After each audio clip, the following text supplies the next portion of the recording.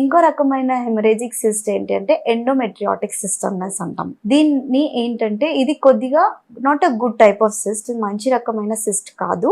ఇది ఒక్కసారి కనుక్కున్నట్లయితే మనకి ఉంది అన్నట్టు అది తీయడానికి ఏదన్నా పోవడానికి మందులతో ఎక్కువ వరకు క్లియర్ చేయలేమన్నమాట ఎండోమెట్రియాటిక్ సిస్ట్. అండ్ ఈ రకమైన సిస్ట్ ఎవ్రీ ఇయర్ చూసుకున్నట్లయితే కొద్దిగా size of the cyst or cyst changes లో చాలా వరకు మార్పులు కనిపిస్తాయి హెమరేజిక్ ఎండోమెట్రియాటిక్ సిస్ట్ ఉన్నట్లయితే. సో ఫస్ట్ థింగ్, ఈ ఎండోమెట్రియాటిక్ సిస్ట్ ఎప్పుడు డయాగ్నోస్ చేసుకున్నామో అది ఎర్లీగా తెలుసుకున్నట్లయితే కొద్దిగా కొన్ని టెస్ట్లు చేసుకొని ప్రెగ్నెన్సీ ఎర్లీగా ప్లాన్ చేసుకోమనేసి చెప్తాం. అడ్వాన్స్డ్ ఏజ్ అంటే 35 years ప్లస్ ఉన్న వాళ్ళకి ఎండోమెట్రియాటిక్ సిస్ట్ ఉన్నట్లయితే కొద్దిగా ప్రెగ్నెన్సీకి ఐవీఎఫ్ త్రూనే వెళ్ళాలి అనేది చాలా వరకు సజెషన్ చేస్తాం అనమాట. ఎందుకంటే ఈ ఎండోమెట్రియాటిక్ సిస్ట్ లో వచ్చే మార్పులు ఎగ్స్ లో, ఇంకా ఏజ్ తో వచ్చే మార్పులు ఎగ్స్ లో చాలా వరకు డిఫరెన్స్ ఉంటుంది. సో మనము ఇనిషియల్ గానే తొందరగా ప్లాన్ చేసుకున్నట్లయితే ప్రెగ్నెన్సీ సక్సెస్ చాలా బెటర్ గా ఉండే ఛాన్స్ ఉంటుంది.